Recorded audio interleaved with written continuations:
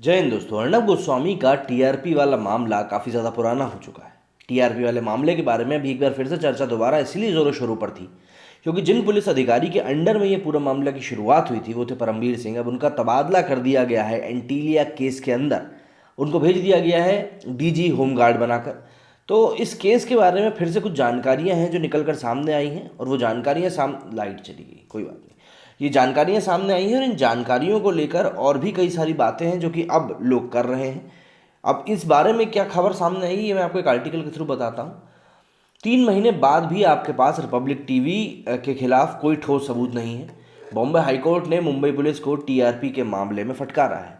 अभी आप माने या न माने पर ये अर्नब गोस्वामी के लिए एक बहुत बड़ी जीत है, रिपब्लिक भारत के लिए एक बहुत बड़ी जीत है, क्योंकि उनके ऊपर जिस तरीके से आरोप प्रत्यारोप लगाए गए थे कि उन्होंने बार्क के साथ सांठगांठ कर खुद की टीआरपी को बढ़ाया था, जिसके बाद बार्क ने टीआरपी रिलीज़ करने पर ही न्यूज़ चैनल्स की रोक लगा दी थी। कई सारी बातें हुई थी उस समय, काफ़ी सारा मामला संगीन भी हो गया था। लेकिन ये पूरी बात जब ख़त्म हुई तब आखिरी में ऐसा लग रहा था कि यहाँ पे जाने अनजाने में तो नहीं कहेंगे, मेरे ख्याल से जान के ही कहना सही रहेगा कि यहाँ पे फ्रेम करने की कोशिश की जा रही थी। अब ये पूरा आर्टिकल की तरफ हम जरा नज़र डालें। महाराष्ट्र सरकार को बुधवार यानी 17 मार्च 2021 को बड़ा झटका लगा है। दरअसल बॉम्बे हाई कोर्ट ने बुधवार को पाया कि मुंबई पुलिस को 3 महीने से अधिक समय तक मामले की जांच करने के बावजूद फर्जी टीआरपी घोटाला मामले में रिपब्लिक टीवी के खिलाफ कोई भी ठोस सबूत हासिल नहीं हुआ है। खबरों के मुताबिक जस्टिस एस शिंदे और जस्टिस मनीष पितले को बॉम्बे हाईकोर्ट की बेंच ने रिपब्लिक मीडिया नेटवर्क द्वारा दायर याचिका पर सुनवाई करते हुए कहा कि मुंबई पुलिस 2 चार्जशीट दाखिल करने के बाद भी रिपब्लिक के खिलाफ सबूत जमा करने में विफल रही है। ऑफ इंडिया की इस खबर में लिखा है कि अदालत ने कहा कि ऐसा प्रतीत होता है कि रिपब्लिक टीवी के खिलाफ कोई सबूत है ही नहीं। कोर्ट ने पाया कि ये एफआईआर अक्टूबर 2020 की है। हम मार्च 2021 में बैठे हुए हैं। हमने मामलों में खिचड़ी पक रही देखी है। उनके सर पर तलवार क्यों लटक रही है? आप पिछले 3 महीनों से जांच कर रहे हैं और आपके पास उनके खिलाफ कोई सबूत नहीं है। उनका तर्क ये है कि वो हमेशा इस डर में रहते हैं कि उनके खिलाफ कोई कार्रवाई हो सकती है, जैसा उनके कर्मचारियों के साथ पहली कार्रवाई में हो चुका है। जांच में देरी पर सवाल उठाते हुए बॉम्बे हाईकोर्ट ने ये भी मांग की कि चैनल के editor in chief Arnab Goswami या किसी भी रिपब्लिक टीवी पत्रकार सहित याचिकाकर्ता को अभी तक इस मामले में आरोपित क्यों नहीं बनाया गया। रिपब्लिक टीवी द्वारा अदालत के समक्ष प्रस्तुत किए जाने के बाद ये टिप्पणियां सामने आई कि मुंबई पुलिस ने जानबूझकर गोस्वामी और अन्य को अभी तक आरोपित नहीं बनाया है ताकि वे कोई केस को खत्म करने के लिए अदालत को स्थानांतरित करने में सक्षम ना हो। बेंच ने मुंबई पुलिस को फटकार लगाते हुए कहा कि अगर आप जल्दी से हमारे प्रश्नों का उत्तर नहीं दे पा रहे हैं, एक उचित स्तर पर हमारे पास और भी प्रश्न होंगे, तो क्या आप उनका जवाब दे सकेंगे? हमें पता नहीं है कि आप किसे ब्रीफ कर रहे हैं या आखिर वो कौन है जिससे आप निर्देश ले रहे हैं। इससे पहले एआरजी के लिए पेश हुए वरिष्ठ अधिवक्ता अशोक मुंदरगी ने आरोप लगाया था कि मुंबई पुलिस द्वारा पूरी जांच का उद्देश्य अन्य चैनलों के खिलाफ जानकारी होने के बावजूद रिपब्लिक टीवी को निशाना बनाना है। रिपब्लिक मीडिया नेटवर्क ने दावा किया कि भले ही 2 चार्जशीट हों लेकिन चैनल के खिलाफ कुछ भी पर्याप्त नहीं था। मुंदरगी ने कहा कि मुंबई पुलिस ने अभी तक रिपब्लिक या उसके कर्मचारियों को चार्जशीट में आरोपित नहीं बताया है ताकि वे जांच को खुला रख सकें। एआरजी, आउटलियर मीडिया और गोस्वामी ने पिछले साल हाईकोर्ट से संपर्क किया था जिसमें रिपब्लिक टीवी के खिलाफ फर्जी टीआरपी घोटाले में राहत देने के लिए याचिका दायर की गई थी। 8 अक्टूबर को मुंबई पुलिस आयुक्त परमवीर सिंह ने एक प्रेस कॉन्फ्रेंस में कहा कि कई चैनलों ने अपनी टीआरपी रेटिंग बढ़ाने के लिए दुर्भावनापूर्ण व्यवहार किया है। उन्होंने आरोप लगाया कि रिपब्लिक टीवी मुख्य आरोपितों में से एक है। ये शिकायत हंसा समूह द्वारा दायर की गई थी जिसने बार्क के लिए टीआरपी रिकॉर्ड करने के लिए उपकरणों को इंस्टॉल किया था। अब ये बात जैसे ही सामने आई कि भाई बॉम्बे हाईकोर्ट से इस तरीके से फटकार लगी है मुंबई पुलिस को, तो अभी जो पूरा माहौल मुंबई में चल रहा है उस माहौल को देखते हुए ऐसे नाजुक मौके पर बॉम्बे हाईकोर्ट से इस तरह की बात सामने आना वाकई में बहुत ज़्यादा चिंताजनक है और इस बारे में मुंबई पुलिस को काफ़ी ज़्यादा सोच विचार करना भी होगा, क्योंकि ये मामले काफ़ी ज़्यादा पुराने हैं और काफ़ी ज़्यादा संगीन बना दिए गए थे मामले।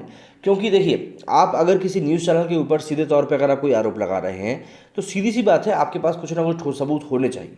लेकिन अगर आप अपने आरोपों को सिद्ध करने के लिए उसके साथ सपोर्ट में सबूत नहीं दे पाते हैं तो कहीं ना कहीं वो आरोप गलत सिद्ध होते हैं और ऐसे में सामने वाले की इमेज पर भी खासा असर पड़ता है। और यही चीज़ कई सारे मामलों में भी देखने के लिए मिली है। अब इसी मामले को अगर हम देखें तो रिपब्लिक टीवी की इमेज को बहुत ज़्यादा टार्निश किया गया था उस टाइम पे।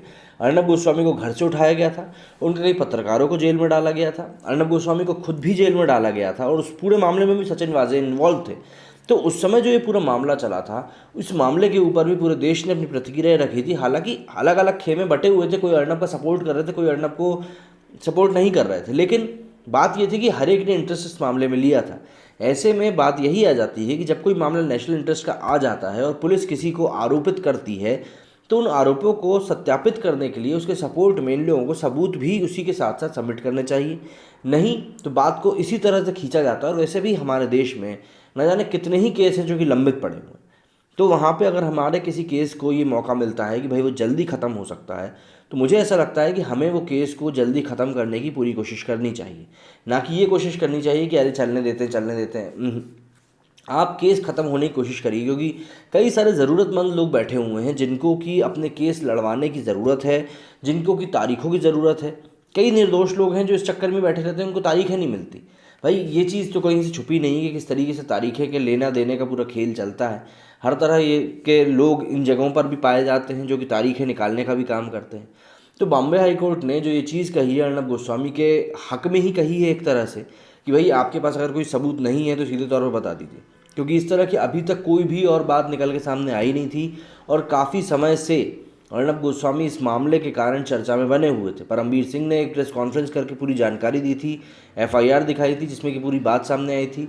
हंसा रिसर्च थे जिन्होंने इंस्टॉल किए थे, इसके इक्विपमेंट किए थे, जो ये बार्क के जो प्रमुख थे उनके ऊपर भी आरोप लगे थे, वो भी कई समय तक जेल में बंद रहे थे। व्हाट्सएप की चैट्स लीक हुई थी डिलीट होने के बाद। और इसके ऊपर भी आरोप लगे थे कि भाई पुलवामा हमले की जानकारी थी अर्नब गोस्वामी को पहले से। तो इस तरह की बहुत सारी चीज़ें थी जो इस मामले में उठ के सामने आई थी। तो अगर इस चीज़ को पुलिस सही तरीके से बाइंड अप नहीं करती, ख़त्म नहीं करती है, तो वाकई में ये सरदर्द बढ़ाने वाली चीज़ हो जाएगी। क्योंकि हमारे पास अगर कोई केस ऐसा है जो कि समय रहते ख़त्म हो सकता है, तो हमें पूरी कोशिश करनी चाहिए उस केस को बचाने की। बहरहाल अभी मुंबई में माहौल वैसे भी काफ़ी गर्म है। सचिन वाजे का मामला लगातार उलझता जा रहा है। परमवीर सिंह ने इस बीच इस बात को सत्यापित कर दिया गया है कि जो लेटर सीएम को भेजा गया है अनिल देशमुख की हरकतों को लेकर, वो लेटर उन्हीं की ईमेल आईडी से भेजा गया है। तो एक कयास जो ये लगाया जा रहा था कि हो सकता है परमवीर ने चिट्ठी ना लिखी हो, तो वो कयास तो वहीं के वहीं ख़त्म हो गए हैं। अब देखना ही होगा कि आगे आने वाली चीज़ों में किस प्रकार से डेवलपमेंट देखने के लिए मिलता है। इस समय सभी की नज़रें कई कारणों से मुंबई महाराष्ट्र पर टिकी हुई हैं, क्योंकि एक तो वहाँ पे कोविड के मामले लगातार बढ़ रहे हैं और फिर दूसरा इस तरह के जो मामले जो अंदर चल रहे हैं, उन मामलों में नई नई बातें निकल कर सामने आना ये दिखाती हैं कि वहाँ पे कुछ ना कुछ तो गड़बड़ ज़रूर चल रही है। तो इसीलिए अभी समय ये एक नेशनल इंटरेस्ट के टॉपिक बने हुए हैं। आगे भी अगर वहाँ से कोई खबर आती है तो मैं आप लोगों के सामने लेके उसको पेश हो जाऊँगा। मेरे इस वीडियो में फिलहाल इतना ही। जय हिंद।